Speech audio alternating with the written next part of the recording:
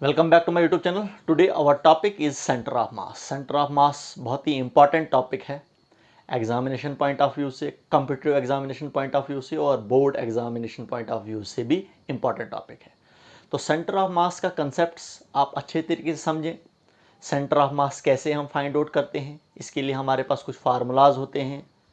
पहले आज जो आपका टॉपिक है, आज हम थोड़ा सा बेसिक इंट्रोडक्शन दे देंगे आपको सेंटर ऑफ मास क्या होता है, सेंटर ऑफ मास हमारे पास कहाँ से निकला है, इसको हमें ज़रूरत क्यों पड़ती है centre of mass find out करने के लिए, समझे आप।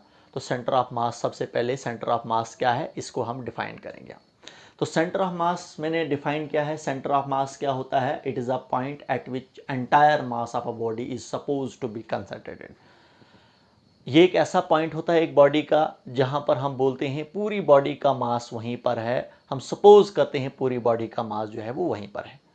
तो ये सेंटर ऑफ मास वो होता है, जैसे अभी यहाँ पर आपको कहूँगा मैं, जैसे हमारे पास एक बॉडी है, इसका मास क्या है? ये इसका मास ये जो हमारे पास जो है, ये एक आपके पास एक ऐसी बॉडी है, इसका मास डिस्ट्रीब्यूशन जो है वो यूनिफॉर्म है, समझे आप। तो इसका हम इजीली सेंटर ऑफ मास निकाल सकते हैं। इसके सेंटर में होगा, यहाँ पर हमारे पास इसका सेंटर ऑफ मास होगा, समझे आप। तो देखिए यहाँ पर बैलेंसिंग पॉइंट आप निकालोगे इसका, तो सेंटर ऑफ मास इसका सेंटर में आ जाएगा, समझे आप। तो सेंटर ऑफ मास का कंसेप्ट क्यों हमें लेना पड़ा, इसको हम थोड़ा सा डिस्कस करेंगे। जैसे आपके पास कोई सी भी रिजिड बॉडी होती है, जैसे अभी यहाँ पर इसी को ले लूँगा मैं, जैसे आपके पास एक रिजिड बॉडी है। रिजिड बॉडी कौन सी बॉडी होती है? ये वो बॉडी होती है अगर हम इस पर कोई फोर्स अप्लाई करते हैं तो इसके कांस्टेंट पार्टिकल जो होते हैं, इसके कांस्टेंट पार्टिकल्स के बीच में जो डिस्टेंस होता है वो डिस्टेंस चेंज नहीं होता है। When ever you apply the force on a rigid body, the distance between its constant particles don't change, वो चेंज नहीं होते हैं, समझे आप। इसके कांस्टेंट पार्टिकल्स का डिस्टेंस जो है वो चेंज नहीं होता है। थोड़ा बहुत अगर होगा भी और उसको हम नेग्लेक्ट कर देते हैं, समझे आप। उसी को रिजिड बॉडी कहा जाता है। ये एक आपके पास क्या है? ये एक आपके पास एक रिजिड बॉडी है। आप देखिए, अगर हमारे पास इस रिजिड बॉडी को, अगर हमारे पास जो है, हमने इसके मोशंस को स्टडी करना होगा, इसके मोशंस को अगर हम स्टडी करेंगे, वेलोसिटी निकालेंगे, कोई सी भी चीज़ आप निकालोगे आप, तो अगर एक सिंगल पार्टिकल्स की हम सिंगल पार्टिकल्स की स्टडी करते हैं, जैसे इसके कांस्टेंट पार्टिकल्स हैं, उस एक कांस्टेंट पार्टिकल्स की स्टडी करोगे तो वो तो इजी हो जाएगा। लेकिन इस पूरी की पूरी बॉडी की अगर आप स्टडी करोगे, ये एक आपके पास रिजिड बॉडी है, इसकी स्टडी करोगे तो हमारे पास ये एक कॉम्प्लेक्स हो जाएगा यहाँ पर, क्योंकि हर एक पार्टिकल्स का मोशन एक जैसा नहीं होगा, एक तरीके का मोशन नहीं होगा। हर एक पार्टिकल्स का डिफरेंट डिफरेंट मोशन हो सकता है। जैसे अभी हम यहाँ पर ये पार्टिकल ऐसे ऐसे आगे की तरफ जा रहा है, इसका रोटेशनल मोशन है। तो इसके कांस्टेंट पार्टिकल जो हैं, हर एक कांस्टेंट पार्टिकल्स का, जैसे हमारे पास ये एक बॉडी जो है वो घूम रही है, उसका एंगुलर वेलोसिटी है ऐसे ऐसे घूम रही है। तो ऐसे ऐसे जब घूमेगी तो इस पार्टिकल्स की वेलोसिटी डिफरेंट होगी, इस पार्टिकल्स की वेलोसिटी डिफरेंट होगी, इस पार्टिकल की वेलोसिटी डिफरेंट होगी, हर एक पार्टिकल्स की वेलोसिटी डिफरेंट डिफरेंट होगी। तो हम कैसे कहेंगे कि इस बॉडी की वेलोसिटी क्या है, समझे आप। तो एक कॉम्प्लिकेटेड प्रॉब्लम हो जाएगी यहाँ पर। हम नहीं, क्या अगर आपको बोला जाएगा इस बॉडी पर वेलोसिटी क्या होगी, इस बॉडी की वेलोसिटी निकालो क्या होगी, या कोई भी मोशन, इसके मोशन की स्टडी करो आप, तो वो हम कैसे निकालेंगे हम। तो क्योंकि इसके कांस्टेंट पार्टिकल जो हैं, जब ये बॉडी मूव करेगी, इसके कांस्टेंट पार्टिकल्स भी मूव कर रहे हैं और उन कांस्टेंट पार्टिकल्स का मोशन एक जैसा नहीं हो सकता है, समझे आप। उनका मोशन जो है वो डिफरेंट डिफरेंट हो सकता है। तो उस प्रॉब्लम को सॉल्व करने के लिए सेंटर ऑफ मास का कंसेप्ट आया, समझे आप। तो सेंटर ऑफ मास में हम क्या बोलते हैं, हम इस बॉडी का एक ऐसा पॉइंट ले लेंगे, हम जो पॉइंट पूरे बॉडी के मोशंस को रिप्रेजेंट करेगा, पूरे बॉडी के मास को या कुछ भी उसको रिप्रेजेंट करेगा, समझे आप। तो जैसे अभी हमारे पास एक बॉडी है, इस बॉडी का सेंटर ऑफ मास, क्योंकि ये इसका मास डिस्ट्रीब्यूशन जो है यूनिफॉर्म है, समझे आप। तो इसका सेंटर ऑफ मास कहाँ पर होगा? यहाँ पर सेंटर में होगा। और जो हमारे पास ये सेंटर में इसका मास है, तो इसकी हम स्टडी करेंगे, सेंटर ऑफ मास की हम स्टडी करेंगे।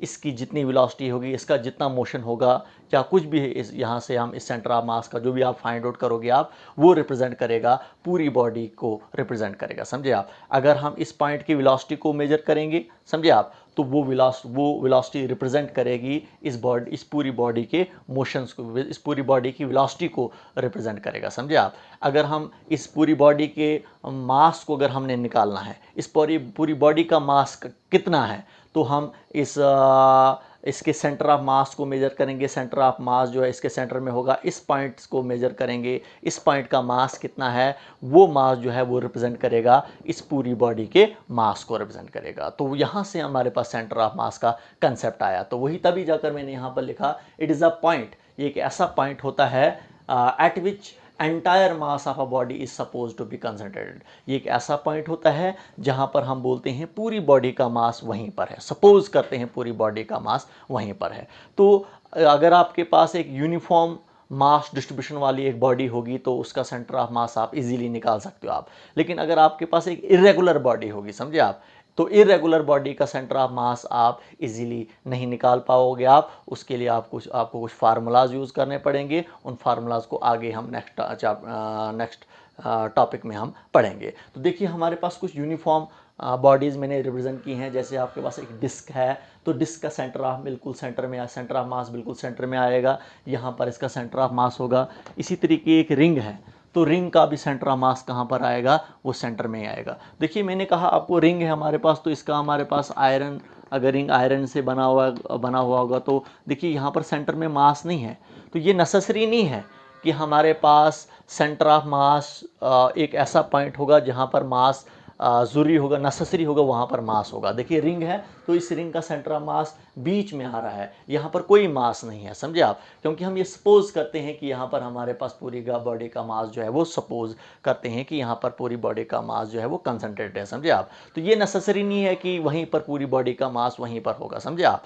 तो इसीलिए हमारे पास इस रिंग का हमारे पास जो है सेंटर ऑफ मास कहाँ पर बनता है, सेंटर में बनता है। इसी तरीके से एक रॉड ले लेंगे हम, ये भी, इसका मास भी हमारे पास क्या है, यूनिफॉर्म डिस्ट्रीब्यूशन है मास का, तो इसका सेंटर ऑफ मास भी कहाँ पर बनेगा, सेंटर में ही बनेगा। अगर हम एक ले लेंगे, जैसे आपके पास एक हाइड्रोजन एटम ले लेंगे। हाइड्रोजन एटम्स में आपको पता है ये दो पार्टिकल से बना होता है, प्रोटॉन से बना होता है। इसमें एक प्रोटॉन होता है और एक इलेक्ट्रॉन होता है। आपको पता है प्रोटॉन पर मास ज़्यादा होता है, इलेक्ट्रॉन पर मास क्या होता है, कम होता है। तो इलेक्ट्रॉन का मास कम होता है, प्रोटॉन का मास ज़्यादा होता है। तो इसका मास ज़्यादा है तो इसका मतलब सेंटर ऑफ मास कहाँ की तरफ, एक लाइन पर ही होगा सेंटर ऑफ मास। लेकिन सेंटर ऑफ मास जो है वो कहाँ की तरफ आ जाएगा, वो प्रोटॉन के करीब आ जाएगा सेंटर ऑफ मास, समझे आप। तो सेंटर ऑफ मास जो होगा वो प्रोटॉन्स के बिल्कुल नज़दीक होगा, क्योंकि प्रोटॉन का मास जो हमारे पास जो है वो क्या है, वो है ज़्यादा होता है एज़ कम्पेयर टू इलेक्ट्रॉन। तो सेंटर ऑफ मास जो बनेगा वो प्रोटॉन के करीब बनेगा, समझे आप। इसी तरीके से अगर हमारे पास जो होगा, अगर दो पार्टिकल्स होंगे तो दोनों पार्टिकल्स का मास अगर एक जैसा होगा तो एक लाइन पर हमारे पास सेंटर ऑफ मास बनेगा जो दो पार्टिकल्स को ज्वाइन करेगा, तो वो बिल्कुल सेंटर में होगा। अगर दोनों पार्टिकल्स का मास जो होगा वो क्या होगा, वो इक्वल होगा। अगर दो पार्टिकल्स का मास इक्वल नहीं है, एक पार्टिकल का मास एम कहेंगे, दूसरा पार्टिकल का मास जो होगा वो ट्वाइस एम होगा, डबल होगा इसके कंपैरिजन में इसका मास जो होगा वो डबल होगा। तो वो लाइन पर ही सेंटर ऑफ मास आपका बनेगा। लेकिन सेंटर ऑफ मास जो होगा वो it will be towards the, ये कहाँ की तरफ होगा, टुवर्ड्स द हैवियर मास की तरफ होगा। यहाँ नियर अबाउट 2m के नज़दीक आपका सेंटर ऑफ मास बनेगा। तो ये हमारे पास, मैंने आपको कहा सेंटर ऑफ मास का कंसेप्ट, मैंने बोला सेंटर ऑफ मास क्या होता है, ये एक ऐसा पॉइंट होता है जहाँ पर हम सपोज करते हैं पूरी बॉडी का मास जो है वहीं पर कंसंट्रेटेड होता है, जो रिप्रेजेंट करता है पूरी बॉडी के मास को रिप्रेजेंट करता है कि पूरी बॉडी का मास उतना ही होता है जो हमारे पास, जितना हमारे पास सेंटर ऑफ मास जितना होता है। जो आपके पास सेंटर ऑफ मास जो पॉइंट आपके पास होगा, जो आप यहाँ पर रिप्रेजेंट किया, ये एक ऐसा पॉइंट होता है जहाँ पर हम बोलते हैं पूरी बॉडी का मास वहीं पर, सपोज करते हैं कि वहीं पर आपके पास पूरी बॉडी का मास है। तो फिर हम स्टडी करते हैं उसी पॉइंट मास की, हम स्टडी करते हैं उसी सेंटर ऑफ मास की, हम स्टडी करते हैं जो रिप्रेजेंट करेगा पूरी बॉडी को रिप्रेजेंट करेगा। क्लियर हो आपको। तो देखिए इसके बाद हमारे पास सेंटर ऑफ मास पर ही हमारे पास टू पार्टिकल सिस्टम का सेंटर ऑफ मास हम निकालेंगे, हम, समझे आप। तो वो आपके पास नेक्स्ट लेक्चर होगा, समझे आप। उसके लिए आपके पास एक्सप्रेशन है। तब तक के लिए okay, good bye, thank you.